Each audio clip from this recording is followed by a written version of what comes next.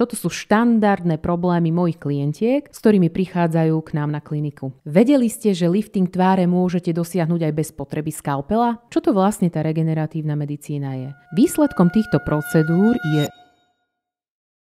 V dnešnej epizóde podcastu si povieme, kedy je lepšie zvoliť klasickú estetickú medicínu a výplne kyselinou hyaluronovou, kedy radšej prejsť k regeneratívnej medicíne, reálne príbehy mojich vlastných klientiek a moje skúsenosti s estetickou a regeneratívnou medicínou.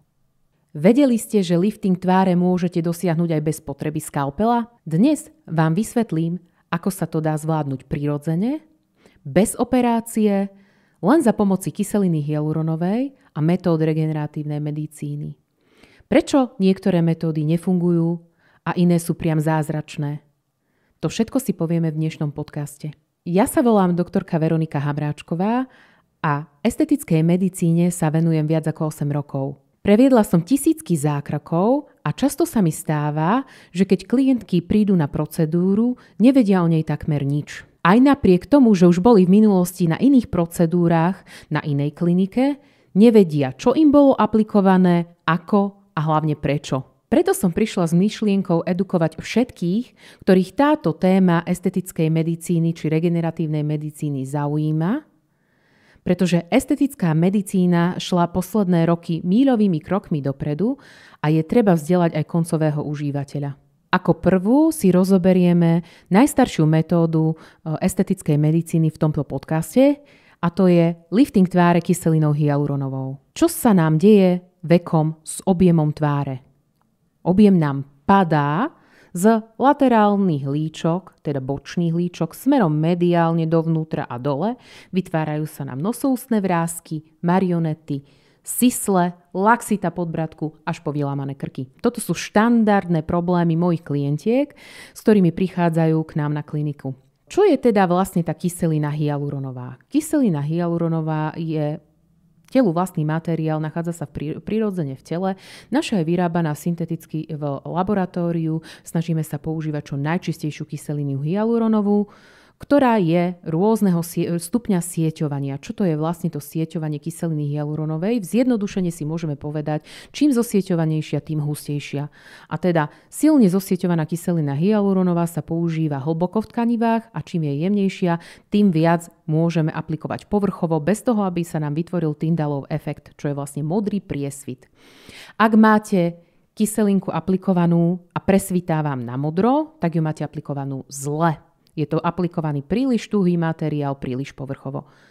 Takže čo touto kyselinou hyaluronovou v našom prípade chceme dosiahnuť, je doplnenie objemu tam, kde nám chýba a zároveň dvihnutie tváre, a teda lifting tváre. Čiže najčastejšie ju doplňame ako prvé do oblasti líc, kde doplňame objemy. Lifting tváre bez skalpela a kyselina hyaluronová. Čo sa nám deje vekom s objemom tváre? Objem nám padá z laterálnych líčok smerom mediálne, a teda z bočných líčok smerom dole a do stredu a vytvárajú sa nám nosoústne vrásky, marionety, sislíky, máme laxitu kože podbradku či vylámané krky. Toto sú bežné problémy, s ktorými nám chodia klientky na estetické ošetrenia na našu kliniku.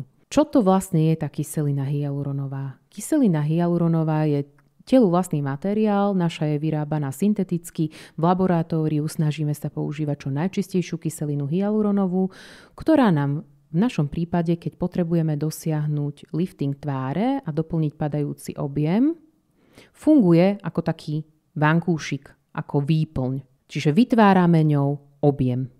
Ako príklad uvedieme našu klientku, ktorej video môžete vidieť na našom profile na sociálnych sieťach. Pani Mária má 56 rokov a môžeme u nej vidieť výrazný popad strednej časti tváre, stredného objemu aj laterálneho líčka, následne výrazné marionety a sislíky. Čo potrebujeme ako prvú vec u našej pani Márie spraviť, je dvihnúť jej objem líc. V tomto prípade použijeme kyselinu hyaluronovú, ktorú môžeme chápať aj ako instantnú krásu, rýchly efekt, pretože výsledky je vidieť okamžite. Toto bude náš prvý krok. Následne budeme potrebovať aplikáciu botulotoxínu do oblasti hornej časti tváre, či do hyperaktívnej brady. A ako posledné začneme stimulovať pokožku prostredníctvom metód regeneratívnej medicíny. Čiže vlastne budeme kombinovať instantnú krásu v podobe kyseliny hyaluronovej s dlhodobými výsledkami v podobe regeneratívnej medicíny. Čiže najlepším riešením v tomto prípade je kombinácia klasickej estetickej medicíny a regeneratívnej medicíny. Zopakujme si teda fakty o kyseline hyaluronovej. Kyselina hyaluronová nám dodáva objem. Voluminizujeme ňou časti tváre, kde nám objem prirodzene chýba, keďže máme nejaké genetické predispozície, alebo nám vekom spadol. Napríklad po rýchlom schudnutí takisto potrebujeme doplniť objem prepadnutých stredných líc, čiže doplňame objem a zároveň dvíhame objem. Na to je najlepšia kyselina hyaluronová, ktorá má okamžitý efekt. Tento efekt trvá zhruba do 2 rokov, pretože v oblasti líčok používame najtuchšiu formu materiálu, najviac zosieťovanú kyselinu hyaluronovú, ktorej výdrž je dlhšia. Ďalšou ústrednou témou nášho dnešného podcastu je regeneratívna medicína. Čo to vlastne tá regeneratívna medicína je? Je to medicína, ktorá nakopáva telu vlastné mechanizmy obnovy a reparácie a teda rôznymi mechanizmami dosahujeme rovnakého cieľa, a to stimulácie nového kolagénu. Rozdiel medzi tradičnými estetickými zákrokmi a regeneratívnou medicínou je v tom, že my nemeníme črty tváre, nepridávame do tváre neprirodzený objem, len zlepšujeme pružnosť a kvalitu pokožky a liftujeme tvár prirodzene. Povedzme si v skratke, aké máme metódy regeneratívnej medicíny. Prvou skupinou sú biologické a tam máme vlastnú plazmu, teda PRP alebo drakuloterapiu. Zároveň tam patria kmeňové bunky a rastliny ekvivalent, to sú rastlinné exozómy. Čo sa týka vlastnej plazmy alebo PRP, to je plazma bohatá na doštičky. V tomto prípade to nebudeme rozoberať viacej do hĺbky, pretože toto ani neaplikujeme na našej klinike. Z dôvodu, že som roky aplikovala plazmu a za mňa je to už obsolentná metóda regeneratívnej medicíny a teda najmenej účinná a v poslednej dobe máme toľko nových produktov v oblasti regeneratívnej medicíny, že mám 1000-krát účinnejšie preparáty, ktoré aplikujeme na našej klinike. Takže túto metódu vynecháme. Vlastne môžeme prejsť k mikroihličkovaniu, čo je vlastne prvá metóda regeneratívnej medicíny dostupná na našej klinike. Keď som pred 2,5 rokom otvárala našu estetickú kliniku, nebola dostupná žiadna iná metóda regeneratívnej medicíny na stimuláciu tvorby kolagénu, iba toto naše dermapero, ktoré je práve austrálske lekárske dermapero a prevádzame ním mikroihličkovanie tváre. Čo to vlastne to mikroihličkovanie je a aký tam je mechanizmus účinku? Mikroihličkovanie prevádzané dermaperom, ide tam o to, že prepichujeme pokožku tisíckami mikrovpichov do regulovanej hĺbky, do strednej dermis, kde v tejto vrstve pokožky stimulujeme fibroblasty k tvorbe kolagénu. Takže tam podporujeme regeneračný proces kože a zároveň ale aj riešime problematiku pokožky. Nie je to len o omladzovaní, ale riešime aj opravu kože takzvanú, keďže dermapero je vhodné na rôzne problematiky, ako sú hyperpigmentácie, teda pigmentové škvrny, rúžovka, akné a jazvy. Takže je to také širokospektrálne využiteľné pero, ktorými riešime viaceré problematiky. Dermapero je potrebné zopakovať viackrát a ja hovorím minimálne 3-krát, najlepšie je to opakovať 6-krát s odstupom mesiaca. Chcem ešte upozorniť na falzifikáty vyskytujúce sa na trhu, kde tie nepravé dermapera môžu poškodiť pokožku. Naozaj pravé dermapero kvalitné sa má po pokožke klzať, kedy veľmi, veľmi vlastne rýchlo vpichuje a vypichuje tie ihličky a sú tam tisícky vpichov za minútu. Zatiaľ čo tieto falzifikáty musia neodborníci prikladať k pokožke ako nejakú pečiatku a vtedy je vidieť, že je to vlastne nekvalitný prístroj. Takže kmeňové bunky. Jedná sa o ľudské kmeňové bunky, ktoré sú eticky získavané od spúpočníkov bábetiek, kedy vlastne z týchto kmeňových buniek je vytiahnutý iba supernatant, nie sú to celé kmeňové bunky, aby sme tam imunitne nereagovali proti cudziemu materiálu, čiže tam je vlastne vytiahnuté z tej kmeňovej bunky iba rastové faktory a exozomy. Čo sú to vlastne tie exozomy, čo je slovíčko veľmi často skloňované v estetickej medicíne, je to taký boom v estetickej medicíne. Exozómy sú vlastne mediátorová RNA. Zjednodušene povedané, nesie informáciu množ sa, deľ sa, rozmnožuj sa. Veľmi krásne nám to je vidieť pri aplikácii kmeňových buniek práve na vlasy, kedy nám začína rásť veľké množstvo malých, drobných vlásočkov a zároveň nám prestávajú rásť sivé vlasy. Čiže tam je to vidieť ten omladzujúci účinok, efekt kmeňových buniek. Kmeňové bunky sú vo forme liofilizátu, teda prášku. Je to vlastne sušenie mrazením, aby sa čo najlepšie zachovali tieto všetky ich vlastnosti. A vlastne rozpúšťame ich pomocou rozpúšťadla vo forme kyseliny hyaluronovej. To znamená, máme aj okamžitý efekt hydratácie 2 v 1. Kmeňové a bunky teda v tejto tekutej forme vložíme do vitaliniektora, aplikujeme ich celotvárovo pomocou vitaliniektora, čo je prístroj na aplikáciu, kde pomocou 5 ihličiek v podtlaku vpravujeme túto látku do danej vrstvy pokožky v regulárnom množstve pod regulovaným tlakom a následne zakončujeme aplikáciou masky, ktorá pokožku ukľudní a stiahne. Ekvivalentom týchto našich ľudských kmeňových buniek pre klientov, ktorí možno pochybujú o etickosti tohto produktu, alebo svedkov Jehovových, ktorí majú problém s tým, že je to ľudský materiál, alebo rôznych klientov, ktorí majú kontraindikované ľudské kmeňové bunky, ešte ekvivalent, novinka, a to sú rastlinné exozómy. My máme produkt s najvyšším podielom rastlinných exozómov na trhu, ktorý vlastne efekt je veľmi podobný, len sa jedná o rastlinný produkt, plus tam je ako rozpúšťadlo, takisto je to vo forme prášku, toho liofilizátu, len ako rozpúšťadlo slúži tak kyselina hyaluronová, ktorá je vyššej hustoty, čiže je tam veľmi markantný ten silný hydratačný okamžitý účinok tej kyseliny hyaluronovej, čiže tam taký rýchly reštart a nakopnutie, zhydratovanie pokožky, veľmi dobrý produkt. Výsledkom týchto procedúr je rozžiarená, vypnutá, hydratovaná, svieža pleť. Je to dobre zopakovať každé 3 mesiace, to znamená, že celoročný taký cyklus aplikácie kmeňových buniek pozostáva zo 4 opakovaní. Ďalšou metódou regeneratívnej medicíny je GORI alebo tekutý lifting tváre, tekuté nite. Čo to vlastne to GORI je? Je to tkanivový stimulátor polykaprolaktón, čo je vlastne pôvodne kryštalická látka, ktorá je rozpustená vo forme takej sivej tekutinky, ktorá sa aplikuje tesne podkožne.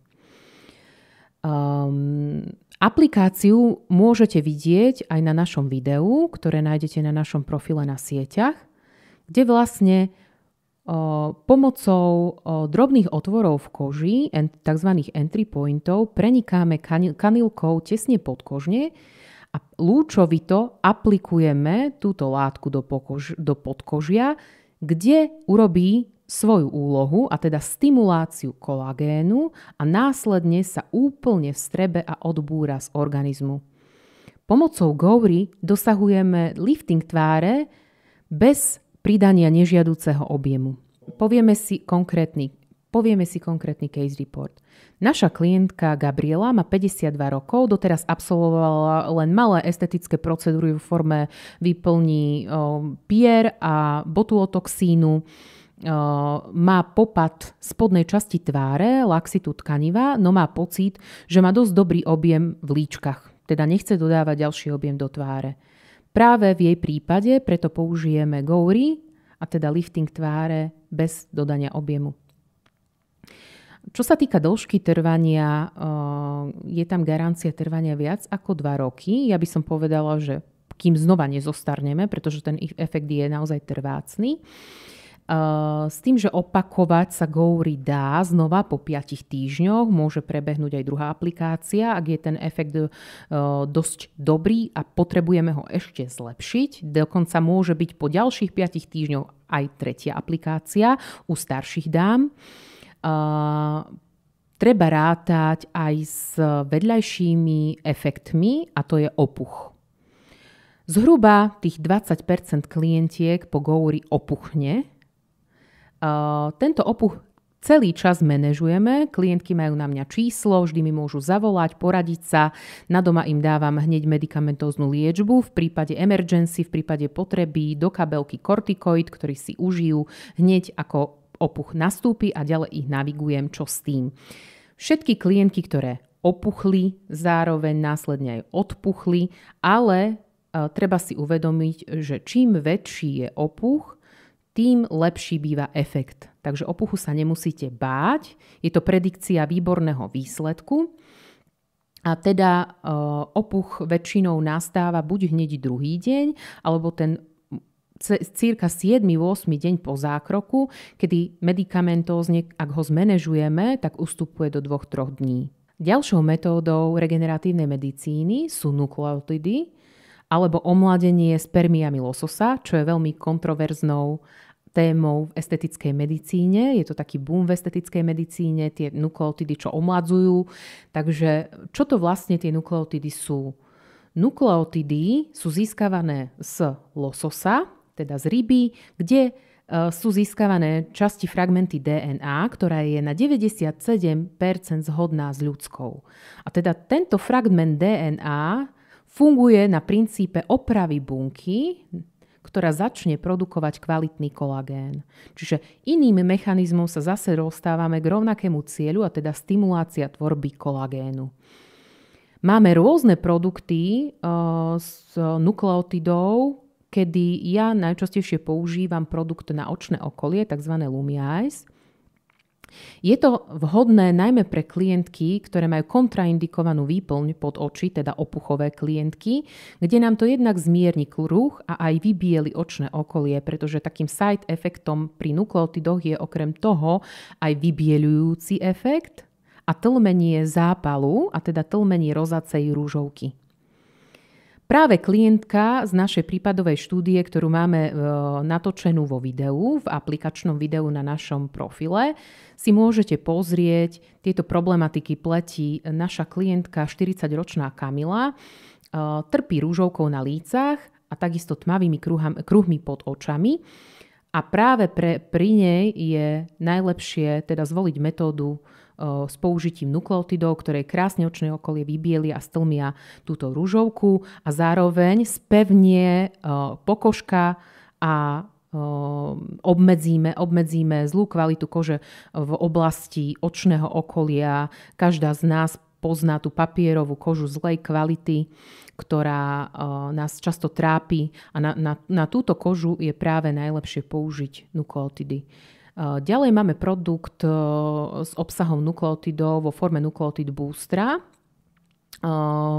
A ešte máme ďalší nukleotid booster, ktorý je zároveň zmiešaný s kyselinou hyalurónovou pre okamžitý hydratačný efekt. A tieto produkty zase vieme použiť nielen na očné okolie, ale aj celotvárovo. Vieme to použiť až na krk a dekolt, kde pracujeme pomocou vitaliniek, ktoré alebo ručne a roznášame tento nukleotid po celej pokožke. Robí nám to efekt omladenia, rozžiarenia, vypnutia kože. Tá koža v podstate pridáva to na takej hrúbke kvalite pružnosti.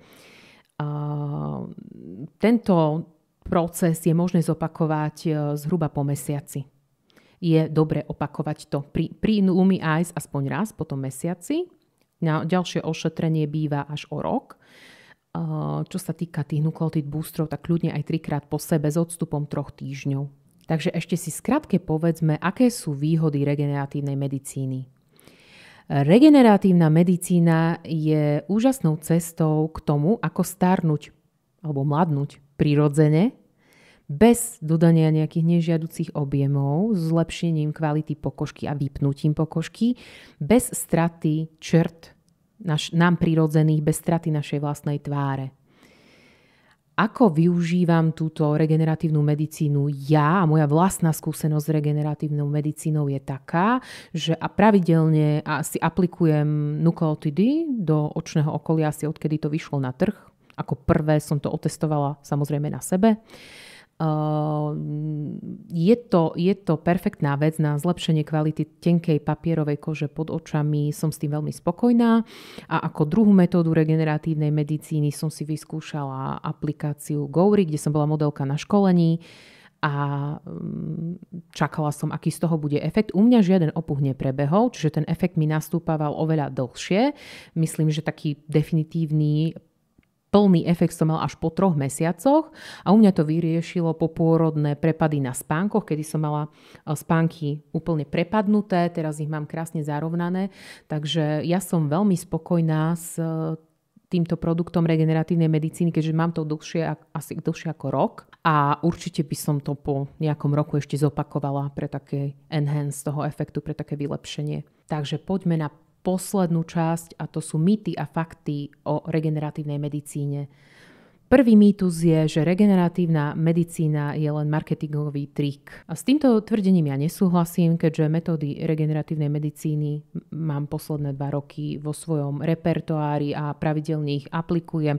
Regeneratívna medicína naozaj funguje. Je to úžasná metóda na podporenie vlastných prirodzených procesov reparácie a na nakopnutie reštart kolagénu a sama na sebe môžem povedať, že to naozaj funguje a je to také prirodzené. My sme známi na našej klinike tým, že nemáme radi neprirodzené efekty, propagujeme prirodzenosť a presne táto regeneratívna medicína nám hraje do karát, pretože ňou môžeme dosiahnuť veľmi, veľmi pekné prirodzené výsledky. Druhým mýtom je, že kmeňové bunky v estetickej medicíne sú neetické. A začíname už prvou vetou, ktorú deklaruje táto firma, ktorá to vyrába, že sú to eticky získavané kmeňové bunky z pupočníkov, bábetiek po pôrode. Tie ženy by tento materiál si buď odložili do tkanivovej banky, alebo by to vyhodili jednoducho. A myslím, že za to dostanú tieto ženy aj zaplatené. Čiže za mňa tam nič neetické nie je. Dôležité je, čo to môže spôsobiť v našom tele. A keďže to nie je celá kmeňová bunka, je z toho vytiahnutý len ten exozóm a rastové faktory a máme s tým už reálnu skúsenosť, že to nerobí nejaké side efekty a naozaj to funguje. Za mňa tam nič neetické nie je a ja by som s touto aplikáciou problém nemala. Samozrejme, niektorí klienti, ako napríklad svedkovia Jehovovi, ktorí majú problém aj s transfúziou, by s takouto aplikáciou problém asi mali, alebo pri nejakých autoimunitách je kontraindikácia aplikácie kmeňových buniek, čiže na tieto kontraindikácie by odborníci mali dávať pozor, všetkých dodržať a nemal by nastať žiaden problém. Aká je budúcnosť regeneratívnej medicíny v estetike? Regeneratívna medicína je odvetvie estetickej medicíny, ktoré ide míľovými krokmi dopredu. Každým mesiacom vedci vymýšľajú nové možnosti, napríklad získavania exozomov. Najprv sme mali kmeňové bunky z pupočníkov bábetiek, následne boli vymyslené rastlinné exozómy. Teraz vlastne sú najnovšie exozómy z plodovej vody alebo potom ešte z tukových buniek. Čiže stále to ide dopredu a my sa z toho veľmi tešíme, pretože my v STI sme takí progresívni. Ja si rada skúšam všetky nové metódy v oblasti regeneratívnej medicíny, ktoré si najprv otestujem na sebe a na nejakých mojich obetiach z okolia, kde sestričky tu so mnou trpia nové a nové estetické ošetrenia, ktoré najprv my vytestujeme. Chceme vidieť, aký to má efekt a až následne to púšťame do obehu, lebo keď niečo klientke odporúčam, musím vedieť, že to má naozaj želaný efekt. Ako vidím starnutie ja? Starnutie vidím ako prirodzený proces, no zastávam názor, prečo si nepomôcť, ak nám to dostupné metódy dovoľujú, a prebudiť sa ráno s úsmevom v zrkadle. Regeneratívna medicína nám v dnešnej dobe poskytuje veľa možností, ako starnúť s gráciou, ako nemeniť tie črty tváre, ale jemne zjemniť prejavy starnutia. My v STI vlastne propagujeme prírodzené metódy, najmä tú regeneratívnu medicínu. Nezavrhujem ani kyselinu hyaluronovú. Kyselina hyaluronová je výborná ako prvá pomoc, ako taká instantná krása, kedy na prvú uspokojíme klienta a odstránime tie najhoršie nedostatky, ale následne je dobre potom kombinovať to s regeneratívnou medicínou a dlhodobo pracovať na kvalite pokožky a stimulovať tú pokožku, aby sme úplne neochabli, neovisli. Takže toto propagujeme my. Kyselinu hyaluronovú takisto aplikujeme len do istej miery. Nemám rada overfilled efekty, takzvané preplnené líca, kde si ako príklad môžeme uviesť presne Demi Moore, ktorú máme spomenutú v našom videu, na našom profile v komentári Celebrít, kde Demi presiahla svoje možnosti voluminizácie líc a mala tam taký preplnený lícatý efekt, ktorý potom rozpustili a následne šla na chirurgický facelifting. Takže treba vedieť, kedy je dosť a aplikovať tie výplne s mierou, aby sme nepresiahli to.